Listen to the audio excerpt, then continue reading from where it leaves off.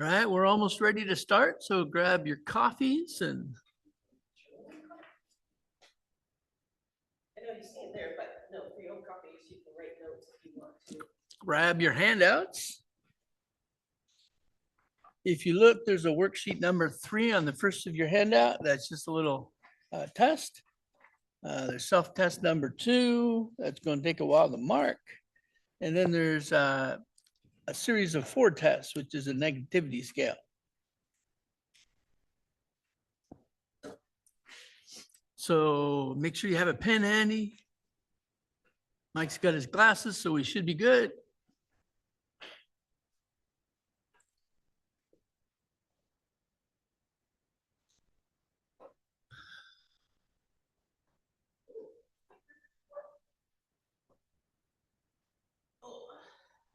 All right, good morning. Welcome to our workshop. This is anxiety workshop number 3.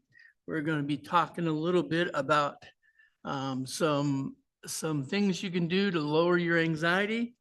So I'd like to welcome everybody online, in person. And my name is Jamie. I'm from Milton. Everybody knows that, I guess. And hopefully, if we need to talk about something, this is a safe place. So we can share our hearts, and the only place it goes is online.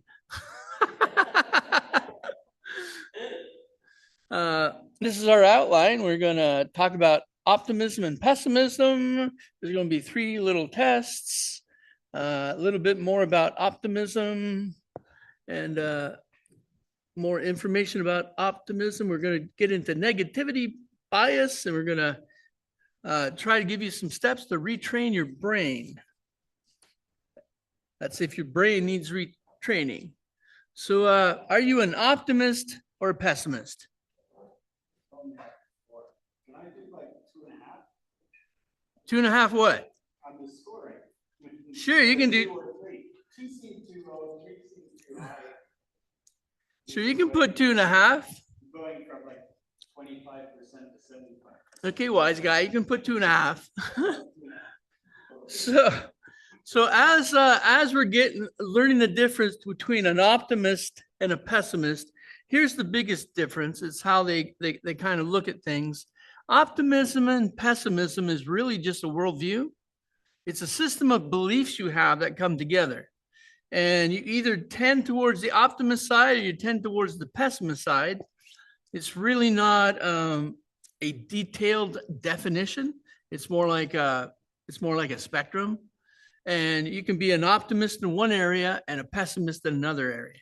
So it all comes together, kind of averages out. You're either an optimist or a pessimist. So an optimist sees problems and experience as temporary. They won't last forever. Something happens, tomorrow it'll go away. There'll be a new problem. Pessimists tend to see problems as permanent. Negative experiences, they're going to this is going to be with me the rest of my life. Oh, I'm never getting over this. Oh, this is going to scar my, reputation forever. And the idea is something happens and the implications are ongoing and you're not going to recover for it. That's a pessimist. Optimist says, yeah, it's a little drag right now, but you know what? I'll move on. There's a difference in the second line between specific and universal. Adversity pertains to a narrow aspect, as opposed to as adversity applies to wide aspects. When you're talking about specific and universal, a pessimist will look at a problem, something that is coming at him, some adversarial kind of situation, and he'll say to himself, this is going to go on forever. This applies to my whole life. Everything's ruined because of it. You ever hear somebody say that? Oh, no, this is, and they take one event and they apply it all across their lives. An optimist kind of stays focused and says, all right, this might have messed up. We forgot the maple syrup. Yeah, so we'll put some strawberry, on the pancakes. That's an optimist. A pessimist says, oh man, I can't have, pancakes without maple syrup. Oh, it's just ruined my breakfast. I can't have anything here. Oh man, I'm going to go home and cry all day. And I don't know about tomorrow because I missed my Sunday breakfast. It's going to ruin my whole week. In fact, because I ruined this week and it's going to be the first week of June, my summer's ruined, and there goes Fan Expo.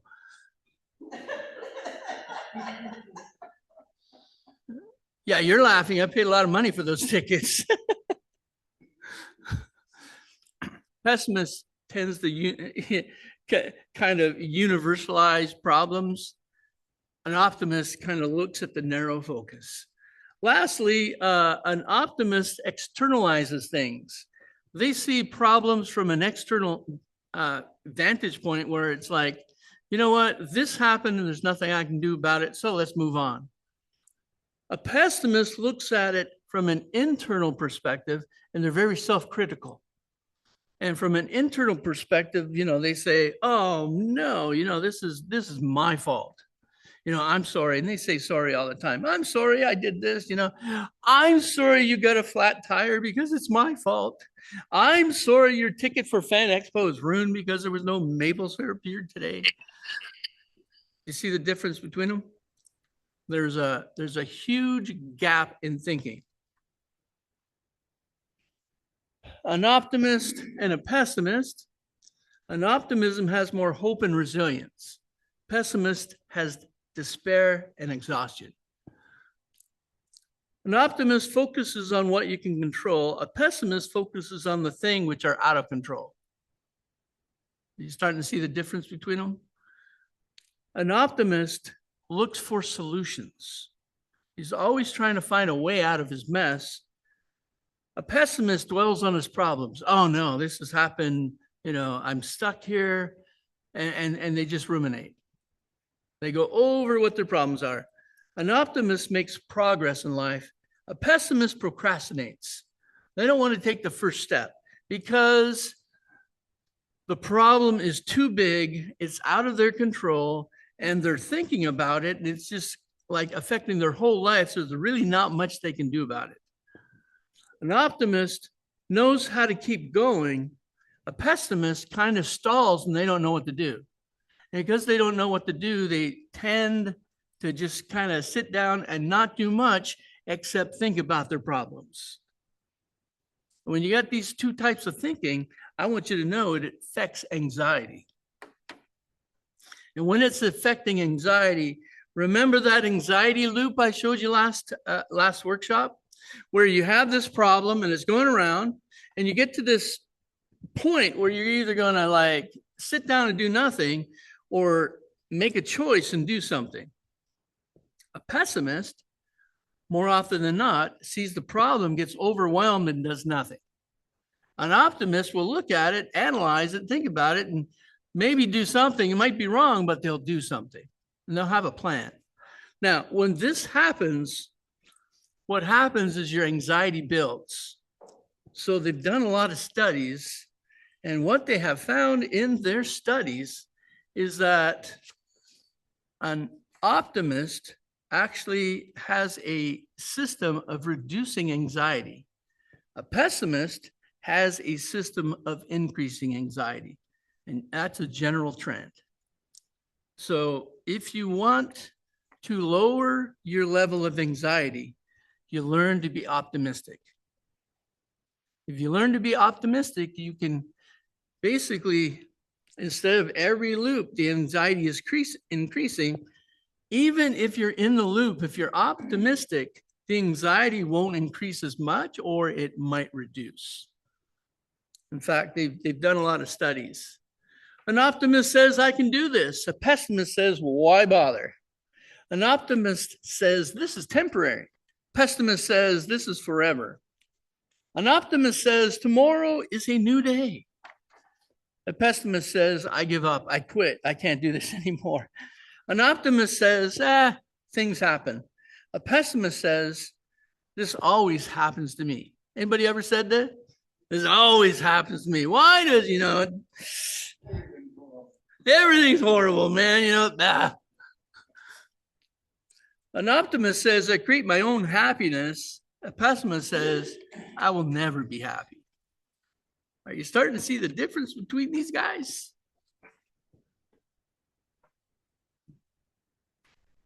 Give you some quick facts. First, let's consider anxiety, which generally involve worry, fear, and rumination about the future. A highly anxious person has this stream of what if just going through their head. But if a person is pessimistic, they are more inclined to see the worst case scenario. And when that happens, it feeds anxiety. You know, all those cognitive biases we talked about last week, the distortions where you instantly run to the worst case scenario, increases anxiety. Where you ruminate about problems and you just keep thinking about them, instantly adds anxiety. And what they have found is that a person who is anxious is more likely to be a pessimist and look at the future in a negative way. They've done study after study after study. They've done some other studies, and there is a link. An optimist has been associated with reduced anxiety and depression among cancer patients. They've done a lot of studies. And what they find out is people who are optimistic have less anxiety, they suffer less depression, and overall, their mental health and well-being is actually better and stronger than a person who's a pessimist. College students in India and China, this is worldwide. If you're a pessimist, anxiety, depression, these things increase. If you're an optimist, these things actually mitigate. That doesn't mean an optimist never has anxiety disorders. Doesn't mean a pessimist has to have an anxiety disorder, but there's a direct correlation between the two. They did a whole large study of Australian adolescents. Those who were optimistic were half as likely to be at risk for depression. In their meta-analysis, these researchers found that optimism was related to many aspects of positive well-being, including happiness, life satisfaction, and it was negatively correlated to anxiety and depression. What that's saying is that a pessimist has a huge obstacle to overcome. In anxiety, in depression, in happiness, in life satisfaction, and a whole bunch of other areas.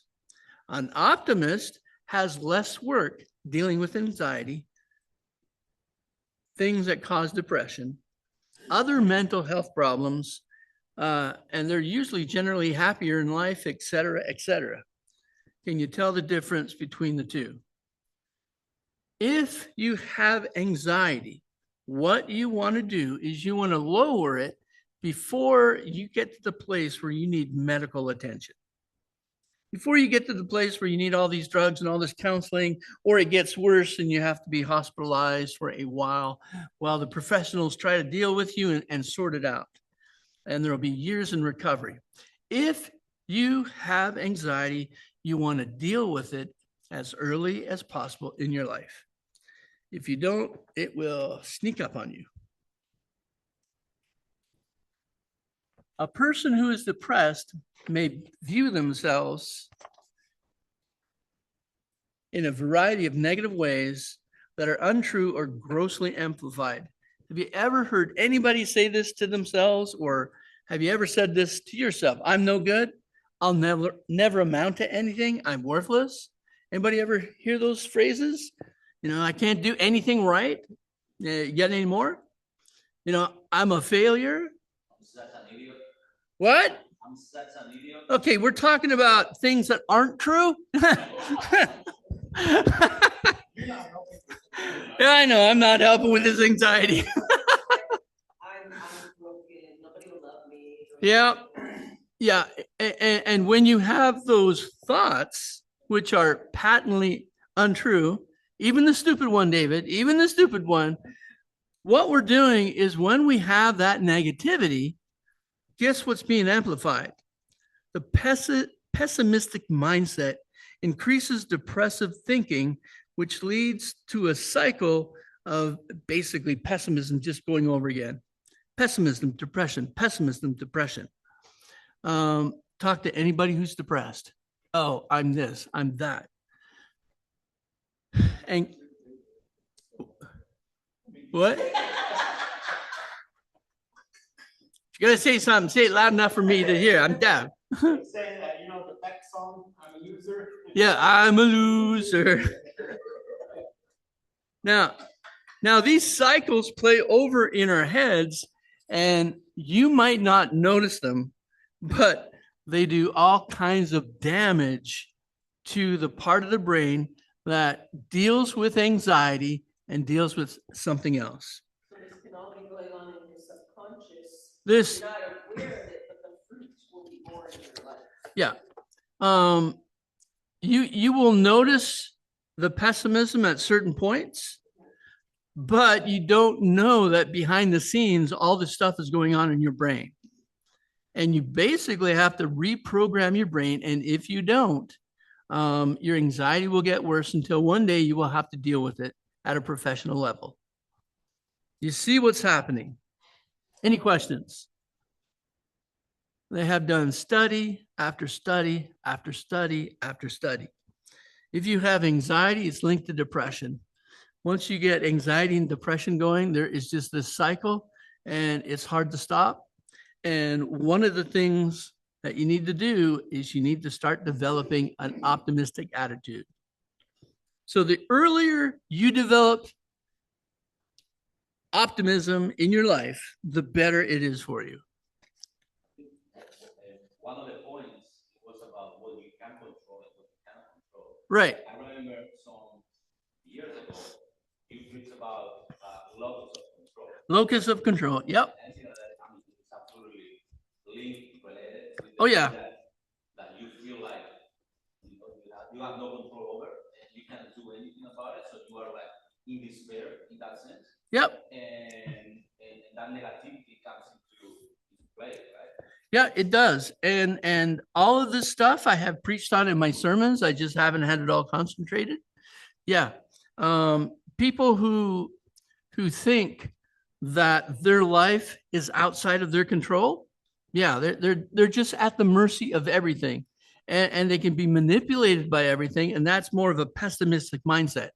The pessimistic mindset says, I can't control my own life. I can't take control of my things. Things happen to me. Right. Now, an optimist recognizes bad things happen, but they say to themselves, it doesn't have to impact me forever. All right, that happened. I see it. Now, what can I do about it? And they'll think of a way to get past it. A pessimist says, oh no, that happened. There's nothing I can do about it. I'm trapped. And the locus of control for their life, they give to events and they give to other people. And they're waiting for other people to save them. They're waiting for other people to change their life, but it's never going to happen. But you can even acknowledge something out of your control. It's nothing to do about it, but still be positive about that. Yep. I mean, that was when I lost everything way back when. That was basically a lot of my thinking was that, I did all the right stuff. I invested into a house because I didn't make money. Did all the right stuff. Yep. My life renting. Yep. I had RSP. I tried to do all the right things. Things fell apart that were beyond my control, but I went through it with the feeling that I did my best. Which is, I have no control over, so I have no, feeling of regret or guilt about it. I just felt like, I did my best. So yeah, you did your best. So that's the optimism I'm talking about. It actually builds something in that pessimists don't have, and that's resilience and the ability to bounce back from catastrophic failure, which a pessimist will give up. And that's why when you're dealing with anxiety, there's always a little sub point. If you're feeling suicidal, you need to get help, because pessimists and anxiety and depression lead to suicidal thoughts. Optimists they can take the suicidal path, but often they're sitting there going, all right, that bad thing happened.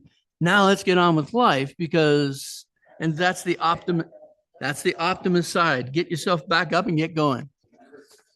So, worksheet number 3 is actually an optimist pessimist scale test. And you go down, add them up, and there's some O's and some P's.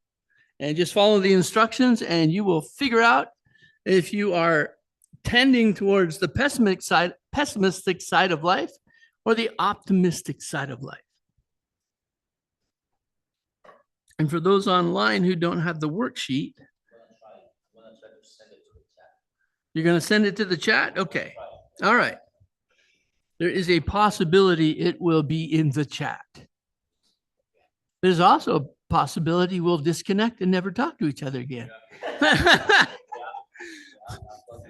Our not so technical expert is at the computer. He's optimistic about his technical expertise.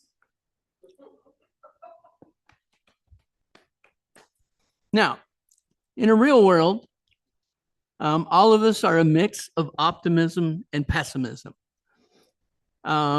There's areas like, relationships, work, a whole bunch of different areas. You'll have a preference in certain fields. You may have learned optimistic in certain areas, but you haven't learned optimism in all areas. So there's a spectrum, and you can actually plot what you're better at for being optimistic and what you're kind of better at as pessimism. And there's actually a place for pessimism, but I don't want to talk too much about it because I'm trying to get everybody away from it. It is, the world hates me. I'm made of worms. My food is all tasteless. They have it? All right. Online, you can open up the second page is worksheet number 3. And it's just a quick quiz you can go through. Shouldn't take more than a couple minutes, I'm hoping.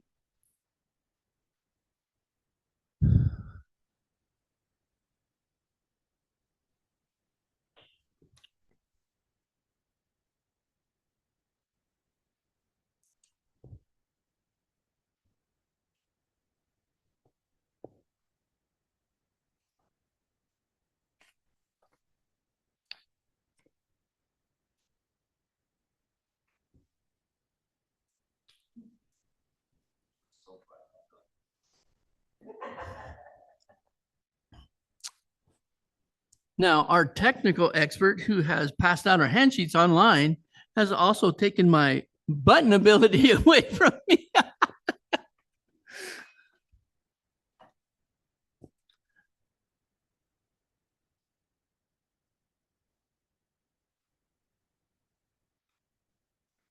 All right, so I hope you've all done your little self-test. I hope everybody falls on the optimistic side, at least a little. You're gonna have to what? That's enjoy my friends. No, you don't have to lie. You don't have any friends.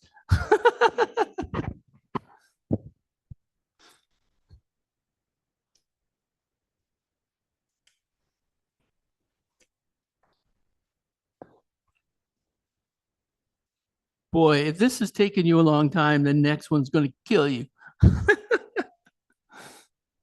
Hey, I didn't think about that. Handing out the worksheets online through chat. Wow, the Zoom is handy sometimes.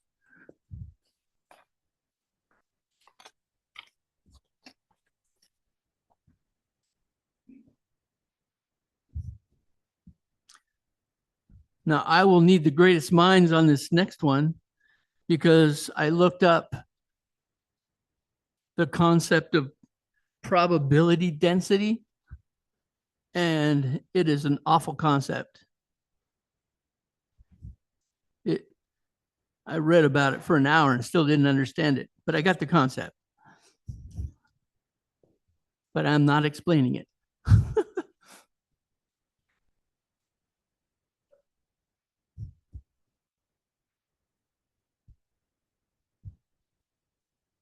All right. You guys got your scores?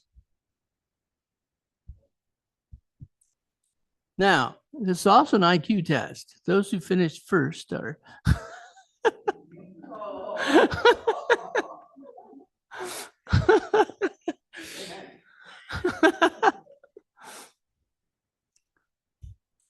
Those who are only on question 5. Now, a lot of these tests, you don't have to really think hard. You just give your first impression. You're supposed to be able to breeze through them.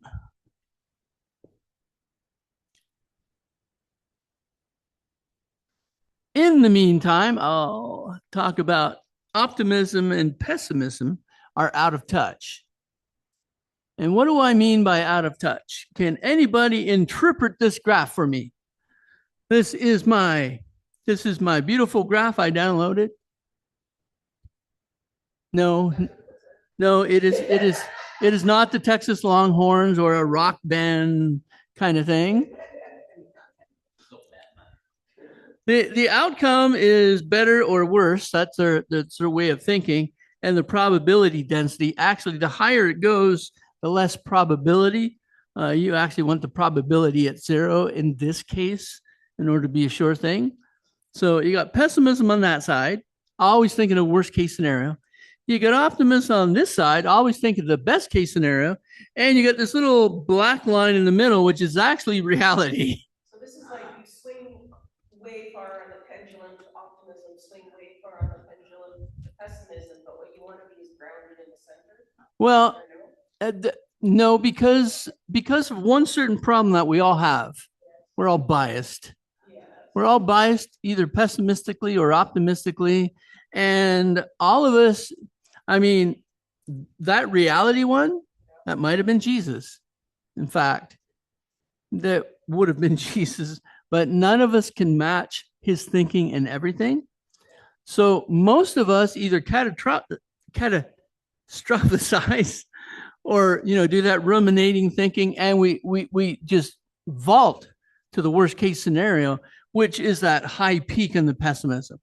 That we just start thinking, oh, this is going to happen, that's going to happen, and all the worst case scenarios. Or if we're a serious optimist, we say, you know what? Yeah, a boulder just fell on my car and crushed it. I'll take it to the shop tomorrow. They should be able to fix it in 10 minutes. Yeah, whatever, it's like, I'll have it on the road tomorrow. The peaks are actually, how can I say this? Fantasy.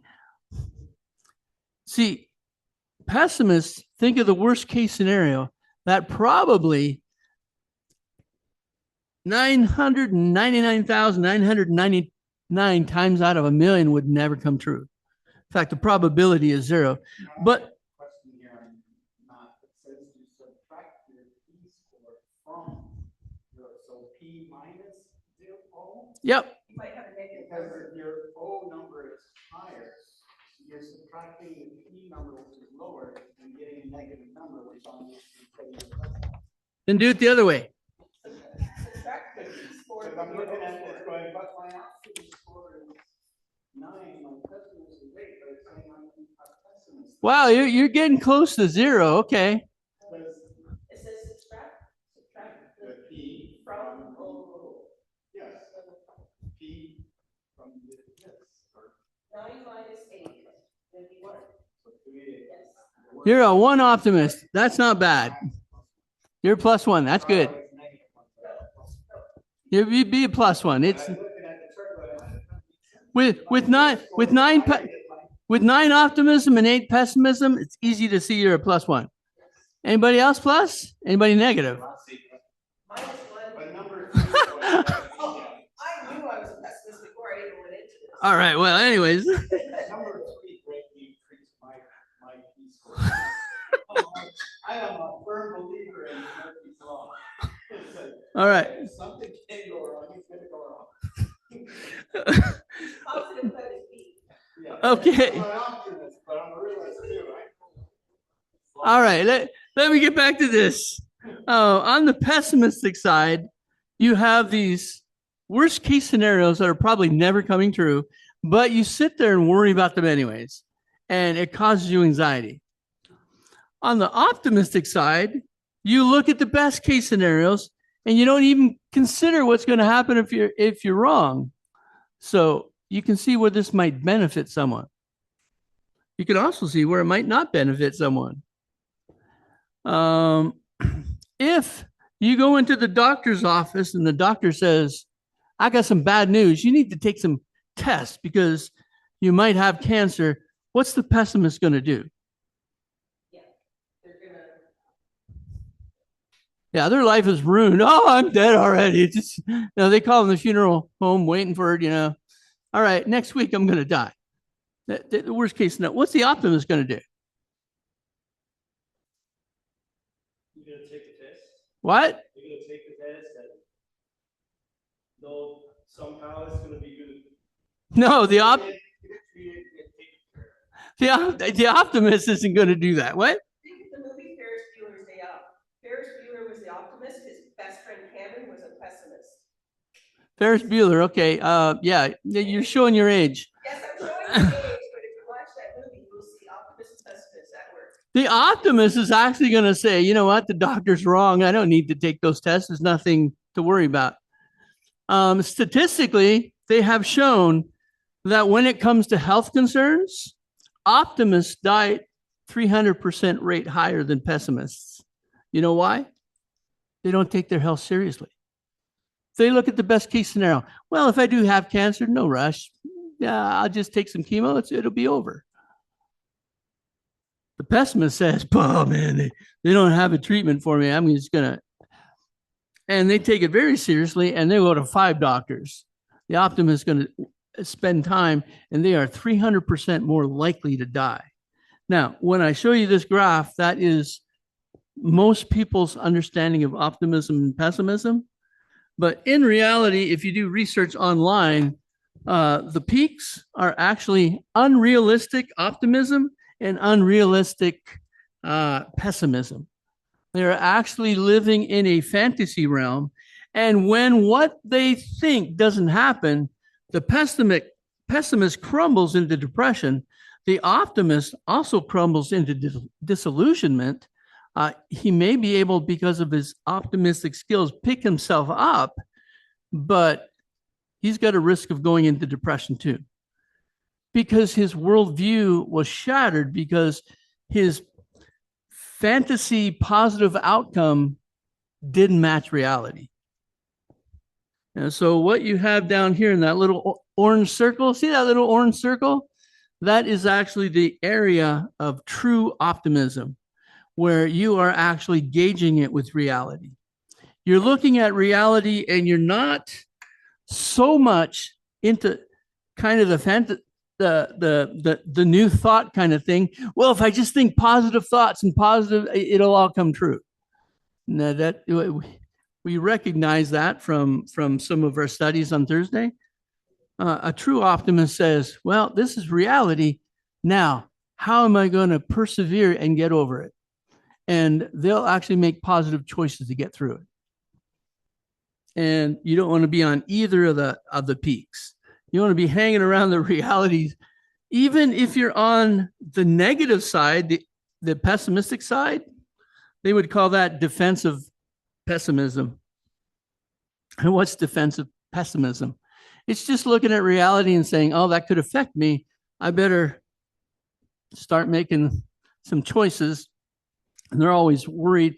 It's still the worst case scenario, but they're trying to find a way to escape from it. You seeing the difference here? What optimism is not. It is not sticking your head in the sand. It is not refusing to accept reality. It's not pretending everything is okay when it's not okay. What it is firmly based in reality. It's acknowledging the bad and believing you will prevail despite it. And then it's recognizing your agency in a situation, things that you can control, what you can't control, and what you do control, you take responsibility for. That is true optimism. And if you want to try to see something the U.S. Navy put out, this is how they advertise it, how to be optimistic. Optimism, like pessimism, is a thinking style you can learn, grow, and cultivate an optimistic mindset. One, acknowledge reality, believe in the future. That's the positive outlook as opposed to everything's going to die, and grab control. That's the locus. That's saying it's external. I can't do anything about it, but I can work around it. The stuff that's internal, I'm going to take charge of, and I'm going to make choices and I'm going to succeed. And that is realistic optimism. And I think, Mike, that's what you were saying, kind of closer to what you were saying. And we have this idea that optimism is that fanatical fantasy type of optimism, but it's not. I can do anything if I put my mind to it. Yeah, that is this crazy stuff going around in our culture that I can put a picture of a boat on the fridge and all of a sudden it'll show up in my driveway. That new age type thinking doesn't work. You cannot create reality with thoughts. You can get through and manage reality with thoughts. You can persevere and overcome some bad things in reality with thinking, and action, but you can't change it just by thinking. You can't change reality. It's not going to work. So, yeah, unless you're NAR and you can manipulate 1,000 people into giving you money, then yeah, maybe you can get out of it then. All right. This is self-test number 2. This is going to take you a while. I've got 18 questions on this page. You go down and you mark it 1 to 4. No 2.5s. 1, 2, 3, or 4. And you just go down this whole page and you mark it. And then we get you to do some math. And at math, we will all fail because we're so good at math.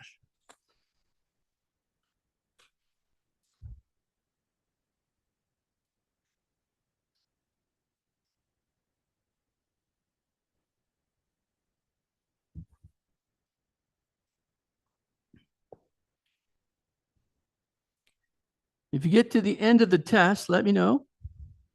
I'll tell you what to do with it. Because you're going to try to add it up and it won't make sense. This is an adaptation of a 56-page questionnaire. That's even better. I didn't have time to make it up and download it and make it all pretty. So I took the 18 of 56 questions that are pertinent to us today.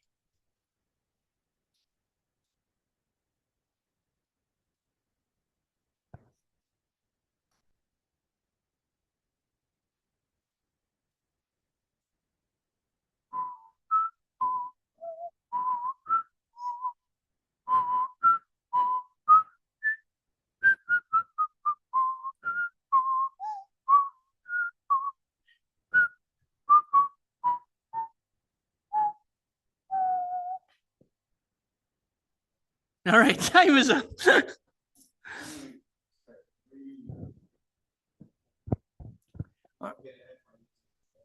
By who they know and who they can manipulate, or like it's networking, or it's, yeah.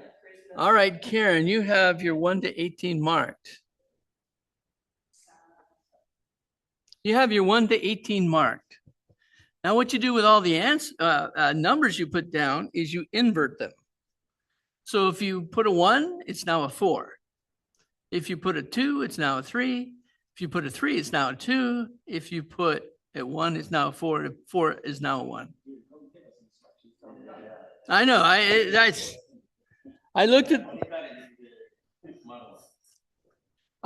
it and I said, man, I'm just going to reverse the response options. But anyways, that is how you mark it. And I'm like, why did you do that?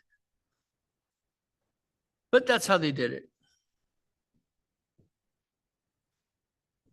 I will take these questions and make them better. But these questions have been used in a university study and they have been used by a whole bunch of other places. So they're pretty solid and they get some pretty solid backing.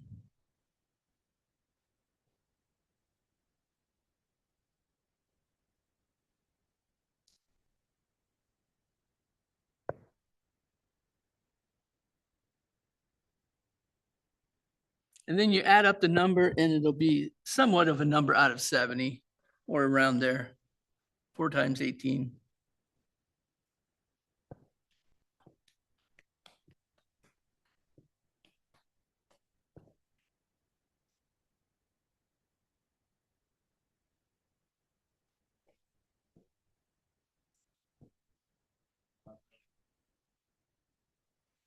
Yeah, you just invert the answers.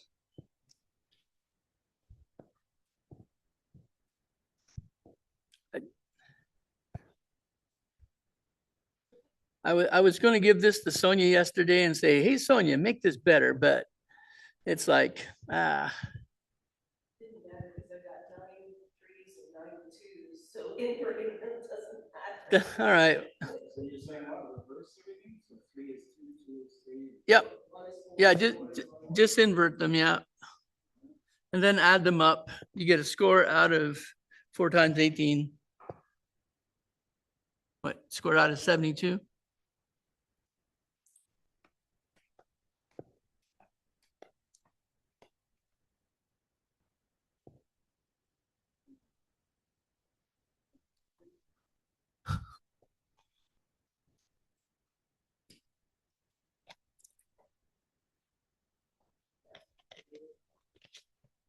Test score will be anywhere between 8 and 17. Yeah.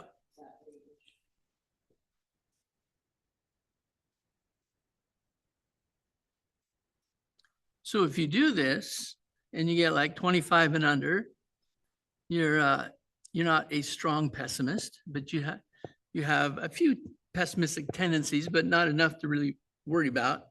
You get between 25 and say 45, you're basic pessimist.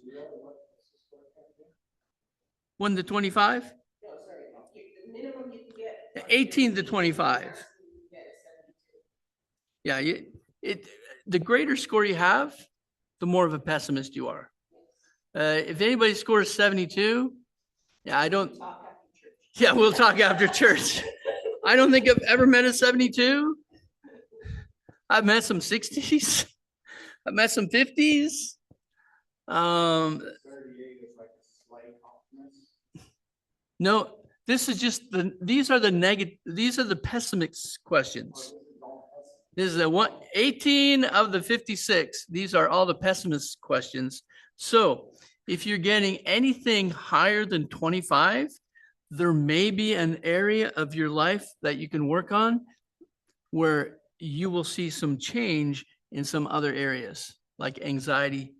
So you're going from 18, which is a moderate pessimist, to Well, 18 is 18 is your lowest score, so it's not much of anything. it's a mild pessimist. No, it's not even. You just said this is only a pessimist. It is, but there's no 0. How many people would have taken 0 if there was a 0? So it's like I said, it's a spectrum.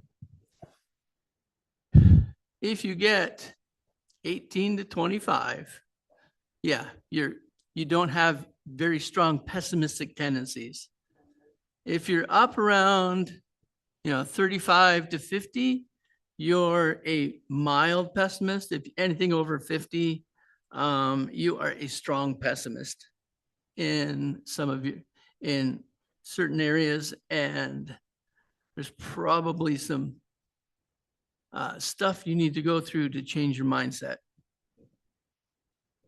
And in terms of optimism and negativity, all of us need to change something. I'm just trying to help you find a few areas in your life that you can pinpoint that you can work on, which will lower where you are on that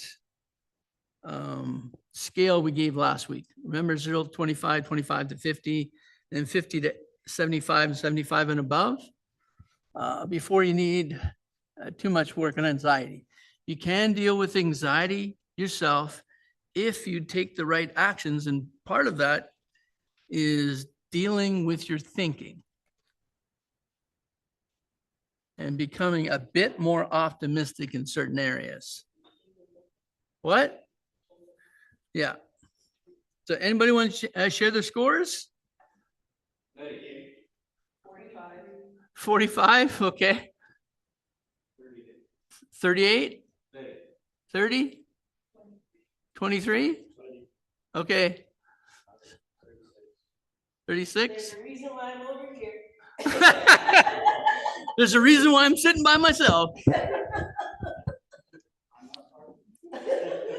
All right, now take that home and just the areas where you showed some weakness, those are some areas you can work on to decrease your negativity, increase your optimism. And there's other stuff coming. So we're going to deal now with negativity bias.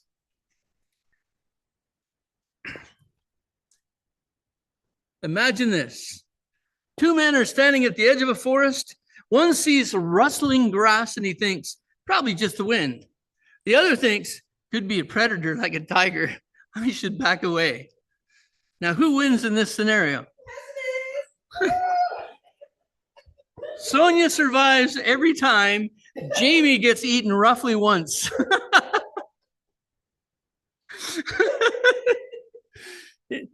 The first 5 times, it was just win. The 6th time, Jamie is lunch and Sonia is still safe. However, I would have jumped in to protect her anyway, so Jamie was going to be gone anyways. We have a negativity bias, which means our brains are geared towards the negative. No matter what the optimist scale says and the pessimist scale, our brains are geared toward the negative. Your brain that's heavily biased towards negative interpretation of ambiguous information, psychologists call this negativity bias. Your brain doesn't treat good and bad information equally. It gives bad information priority, processing, faster detection, stronger memory encoding, and more emotional weight. You understand that? Your brain is looking for problems and it finds them. And when it finds them very quick.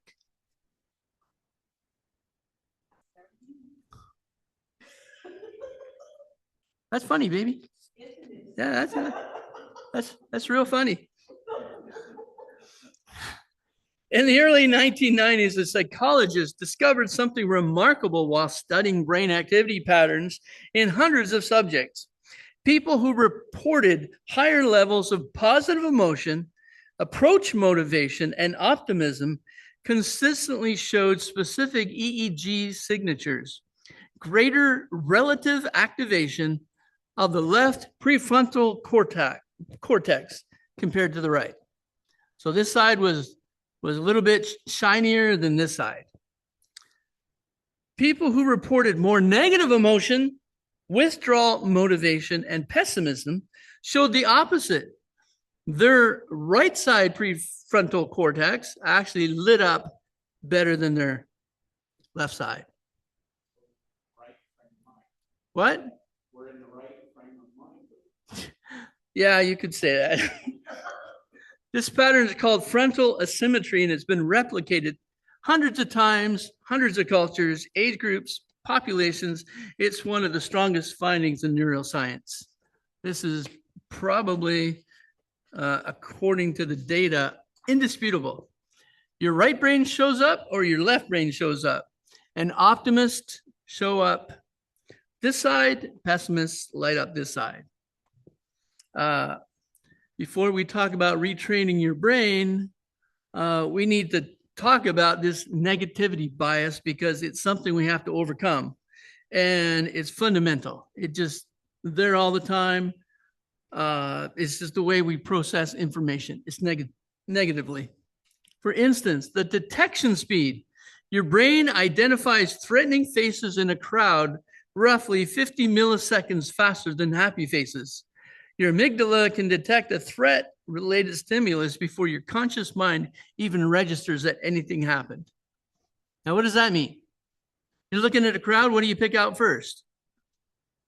Danger. Yeah. Unhappy faces, they're going to be the ones holding the guns. Unhappy faces, they're going to be the ones that are going to beat you up. The happy faces, but when you just look, your brain picks them out. It notices them first, very fast. Your conscious memory has to catch up. Memory encoding. Negative experiences form stronger, more detailed memories than positive ones. Anybody ever found that? You got negative experiences from your past, you can remember everything. You got positive ones, it's just a few. Researchers at Boston College found that the negative emotional memories include more peripheral details. Literally, your brain records bad experiences in high def. It's HDMI, it's 4K.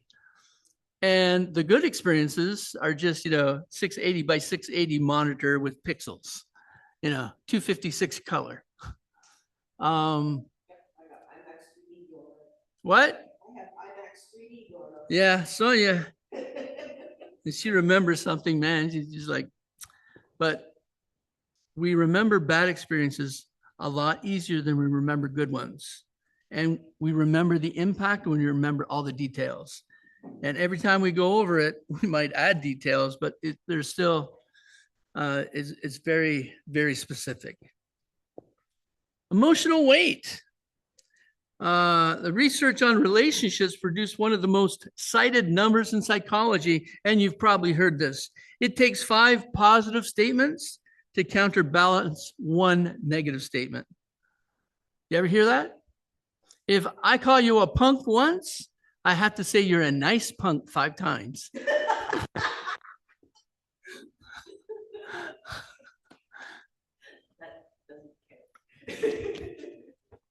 Well, actually,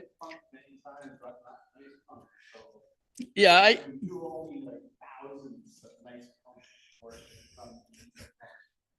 yeah, well, we'll just give up on that.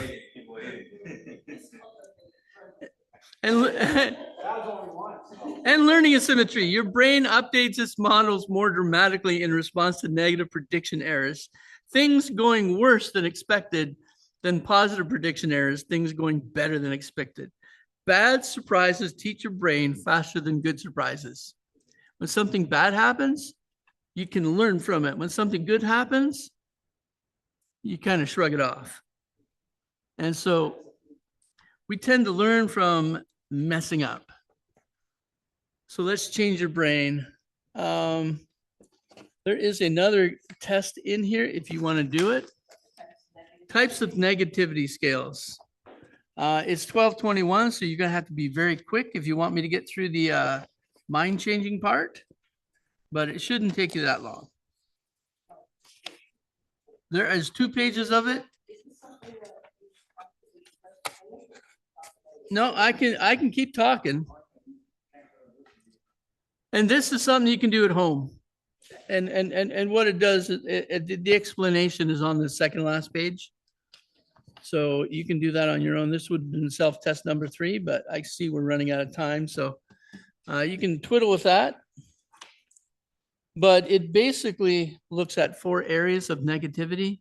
And if you do that, if you have an area of negativity you need to work on, it will help you voluminously. But anyways, let's change your brain. Here's how the brain works at the circuit level. Every time you think a thought, feel an emotion, or perform an action, specific neural pathways fire. And the phrase that you've probably heard is neurons that fire together, wire together. When certain pathways start hitting, they group together. The more often a circuit fires, the stronger and more efficient it becomes. The synaptic connections between neurons in that circuit grow thicker. The myelin insulation around the axons grow denser, and allowing the signals to travel faster.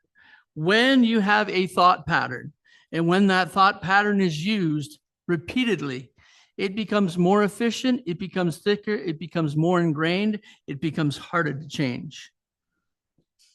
This means that habitual pessimism, or your pessimistic attitudes, as optimistic as you are, is a well-worn neural pathway.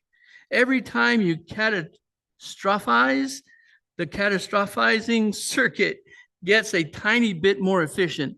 Every time you ruminate on what could go wrong, the rumination circuit gets a little bit faster. Catastrophe muscle gets stronger. It gets stronger. If we talked about this last week, how you need to stop doing some of this stuff. You need to stop thinking a certain way, because every time you think a certain way, that pattern gets ingrained and it gets deeper and it gets stronger and it gets harder to change. When I first became a Christian, I had really bad thinking, and I knew it by going to church. I just thought differently than everybody in church. I was totally different in the way I thought. So I looked at what they were saying. I read some verses, and then for the next 2 years, I had to, in the morning for 10 minutes, look at myself in the mirror and go over a whole bunch of verses, go over a whole bunch of truths, and just prepare myself for the day. After 2 years of doing that, I actually formed different neural pathways, and I got away from some of the suicidal thoughts and pessimism that I was struggling with. But it took 2 years of constant practice every morning, 10 minutes. It was like my daily routine. It's just, I had it on a list and I went through it, and I was convinced by what I had read and what the pastor told me and what Christians had experienced. I was convinced if I did this every day, the Lord would be faithful and he would help me overcome my negative thinking patterns. And that's exactly what happened. It takes a little bit of work to change the pathways in your brain, but you can do it.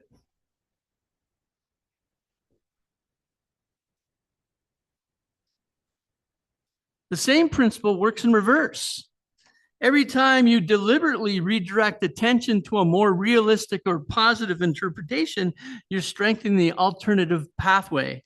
At first, it feels like an effort, unnatural, like writing with your own non-dominant hand, but with repetition, the new pathway gets faster, more automatic. Thinking patterns are habits, and habits can be changed. You need to just start rethinking. And like I said, I did this 10 minutes religiously every day for at least 2 years. And this was when I was 19, 20, going to DeVry. And I still quit DeVry because I didn't like public speaking, but it helped me when God called me into the pastoral field. I said, well, I trust God. It was just one of the affirmations I was saying. God, I trust you. God, I trust you. God, I trust you. And it just helped me trust him when I had to make some life choices. So let's get into how to change your thinking. Are you ready? Sonia, here's how to change your negativity. 1, stop listening to me, but this is the real one. Cognitive reappraisal. Rewriting the story in real time. Cognitive reappraisal is the deliberate practice of creating an alternative interpretation of a situation. Not a positive interpretation, an equally plausible interpretation that's less catastrophic. The principle is simple. When you notice a negative interpretation forming, asking, what are 2 other ways I can interpret this situation? And the key word is could. Just by practicing this, you will weaken the pessimistic pathway. Even if the other 2 options are pessimistic. Does that make sense? No, but that's how it works. So give me an example of something really bad happening. Forcing myself out of the cow path, out of the rut. Yeah, out of the cow path. And by creatively, that's that neuroplasticity. Yeah. Of retraining my brain. Yeah. Building new neural pathways, and that's the healing part. Yeah, get out of the cow rut and make another rut, and then make other ruts. And the more ruts you have, the actual cow path will fill up, and it will become less and less your first thinking pattern. You're trying to change your thinking patterns. All pessimism is a thinking pattern you're stuck in. Life stinks. Bad things always happen to me. Blah, blah, blah. However you want to look at it.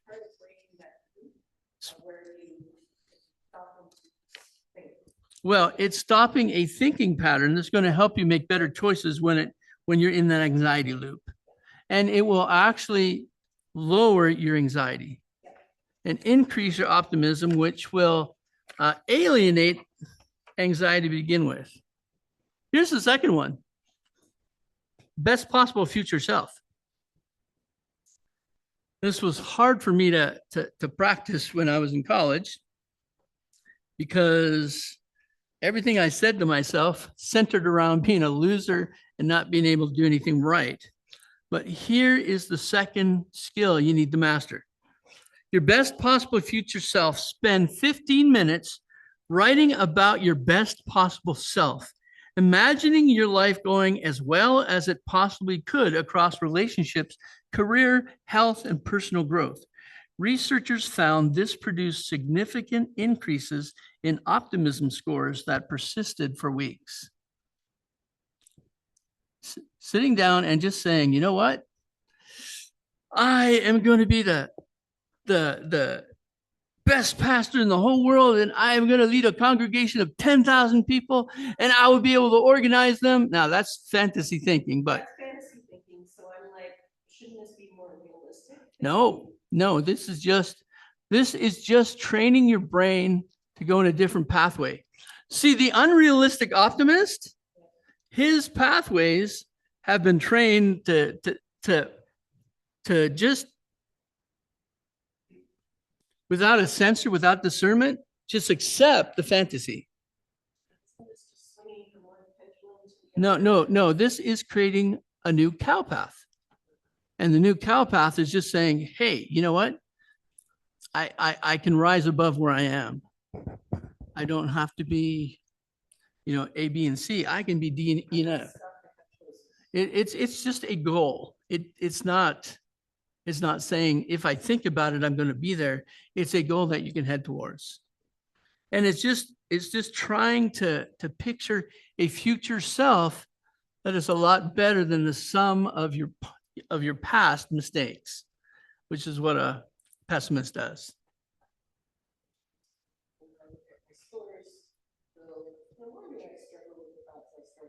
I'm just trying to give you some skills that they have shown in neuroscience to work if you want to change your anxiety level, if you want to change your chances of having less depressive thoughts and sessions, and if you want to change from a pessimist to an optimist, which has a huge benefit in well-being besides just anxiety.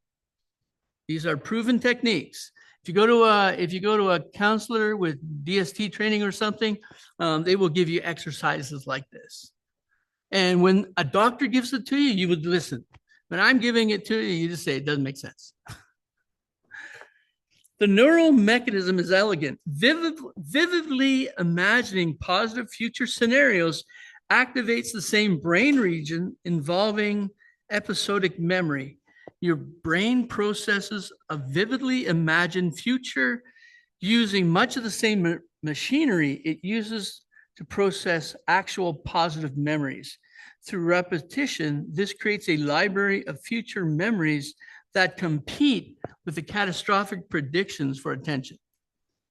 All you're doing is creating more pathways, and these pathways are heading up the optimist side. It is a strange skill, but it's just picturing the best outcomes. Practice of gratitude. I mentioned this in a previous workshop, but the same thing. Gratitude practice, but not the way you think. You probably heard the gratitude journals are good for you. Tweet. So research backs this up, but the key variable isn't what you list, but how deeply you process it. So here's the optimized protocol. Once daily, choose one positive experience in the last 24 hours that you're thankful for. Spend 2 or 3 minutes with your eyes closed, mentally reliving it with as much detail as possible, because it was a good event. Your brain is going to trash it. With as much detail as possible, what did you see, hear, feel?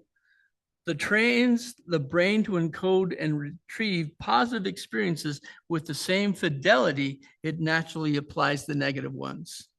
You're bringing your positive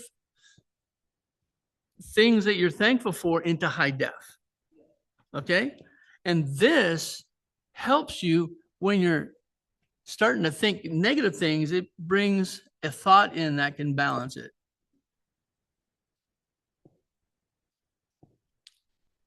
Number 4, loving kindness meditation. Researchers have demonstrated that just 7 hours of loving kindness meditation training spread across 2 weeks produced measurable shifts in frontal asymmetry. It's just 7 hours. Your brain was like, whoop, whoop, just 7 hours of work. So they can show this on what? Yeah, just training in this one technique. Loving kindness meditation involves silently directing thoughts for well-being toward yourself, people you care about, natural acquaintances, and eventually people you find difficult. It is just the process of praying and blessing others. Amen. The neural effects are surprisingly specific. Increased left prefrontal activation, reduced amygdala reactivity, and enhanced connectivity between the prefrontal cortex and the insula, an area of your brain involved in empathy. So it actually has an impact on how empathetic you are towards others. Skill number 5, behavioral activation. Don't throw this one out with the baby. Move before you're motivated. This one is counterintuitive. Pessimistic thinking patterns are tightly coupled with behavioral withdrawal. Pessimists like to remove themselves. The tendency is to disengage from activities, especially when outcomes are uncertain. The conventional wisdom says to fix something first, fix the thinking first, then the behavior will follow. But this actually says do the behavior and the thinking will follow. It's a type of behaviorism, but your brain responds to it.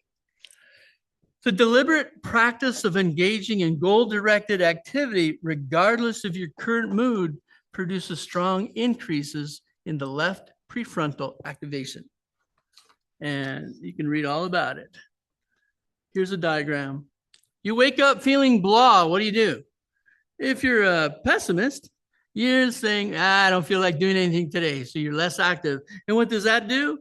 Starts making you feel unmotivated. I got no goals in life. I don't want to do anything, which basically causes you to isolate more and you start feeling a little depressed and down. And you sit home and go, oh, poor me. What this type of training is, you wake up feeling blah and you decide, yeah, it's a good day to do nothing and sit home and just sleep. But what you actually do is you make yourself a little more active. When you take steps towards a goal, what happens is you actually start feeling okay, a little more social, and you start feeling good. Every once in a while, Mike says something like, I didn't feel like coming out tonight at Dicey, but I'm glad I did because at the end of the night, he feels a little bit better. Yeah, you say. I always want to go to bed. Yeah, Carol said that. no, a couple times you were, yeah, you see, you said it. He forgets because he has such a good time, but. I'm like, yeah, you said that. I remember. Yeah, you said that once, and your statement at the end of the night is, I'm glad I came out because I feel a lot better. So you left feeling good, but you came in kind of blah. No, it wasn't negative. It was just a bad day for you or something. But anyways, that's an illustration for Sonia of this principle. So if you follow those 5 principles, you will lower your anxiety and put yourself in a better frame of mind for well-being. I've heard these things is the spiraling up of sometimes like when you're stuck Yep. and you have have like executive dysfunction kind of thing, like you can't make choices, you can't make decisions. Yep. And you just sit there inactive, and then it starts getting worse and worse and worse. They say, try to do something that maybe is an easy win, something that can be done in 2 minutes. Something, yeah. Then you have a victory, a check mark, and then you go on to do the next thing. Right. And the next thing. If you are struggling with depression, this is the therapy they will hand you. It will follow along these lines. Get off your butt and do something. And where people are depressed, they just want to feel depressed and sit home and just remove themselves from society. This actually says, get off the couch, get dressed, take a shower, and get dressed, and go out and do something and socialize. And it's actually a way out of depression, but it is also a way to take your mind from being a little pessimistic to a little bit more optimistic. There is, well again, it needs a couple additional, little bit more information, but you can find it online. And I actually have a behavioral activation workshop that I've downloaded. And you can get it at certain, it's got all kinds of stuff to work through. It's got all kinds of worksheets, which I could spend a whole hour just on this, taking steps toward your goals. But anyways, that's our workshop. In your last page of your handout right here, there is a list, the weekly practice record. If you are having struggles getting this stuff under control, here is what you do. You put this on your fridge, or you put it on your mirror in your bathroom, or you put it somewhere, and you check off Monday. Monday, I used some breathing techniques to relax. All right, check that off. I did 1/2 hour of vigorous exercise. It will actually help anxiety. You check that off. I use coping techniques. We'll talk about that in a couple workshops. You check that off. I practiced countering negative self-talk. We've talked about that in previous workshops. You practice that every day. You check it off. I used affirmations to counter mistaken beliefs. We've talked about that in previous workshops. You check that off. And you just go down this whole list, and it's got some empty spaces. You can put your own stuff in there, tailor it to you. I hope we can come up with a nice little worksheet you can take home. But if you want to use something like this, this is fantastic to get you in the habit of doing things that will actually make positive changes in your life, reduce anxiety, lower your chances of developing depression, and so many other areas. It will increase your mental health. It will increase your physical well-being. It will increase in so many ways. And all of these principles that I've talked about, you could find them in the Bible. For instance, in Philippians, when it says, dwell on these things, think on these things, whatever things are good, whatever things are beautiful, whichever thing, think on these things. That is the idea of getting aside and just taking something you're thankful for and thinking about it. Yeah. Bless those who persecute you. That is another principle in here. These are all biblical principles, and counseling and neuroscience finds out they are working. And this is just a non-biblical way of mentioning these things, but they all work. So that is today's workshop. Any questions? Pretty self-explanatory. Did anybody do the negativity scale? Yep. Yeah? Did you finish it? Yep. What'd you get? You want to share? I've had no problems because attitude 12, behavior 12, pessimism 11, criticism 13. I'm high on all of them. Awesome. Woo-hoo! You win. I don't know what you won, but. Now, I want to know, you said earlier that optimists die earlier. Yeah. Why are you trying to kill us? Unrealistic optimists die 300 at a 300% faster rate than a pessimist that is scared about everything. That is just one of the faults of optimism. You don't take your health seriously. And Well, really, really hard and waited over a year before you got it checked out. because it was nothing.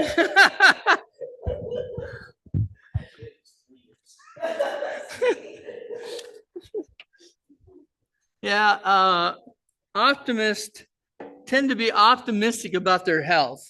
Just like, yeah, you know, there's nothing wrong with my heart. I can lift hundreds of pounds and do this, that, and the other thing. And everybody's saying, no, Jamie, don't do that. And I'm like, what are you talking about? I'm as fit as a fiddle. Yeah, I'll probably die of a heart attack lifting 10 pounds. But anyways. Or the example Leanne would have given you is that, oh, there's no danger in tubing. It's perfectly safe. Exactly. It's not a problem. What are you talking about? Tubing is awesome. Anyways, if there are no questions, I will close this workshop. All right. Thanks for joining us, everybody here, everybody online, and all those who might listen in the future. Goodbye.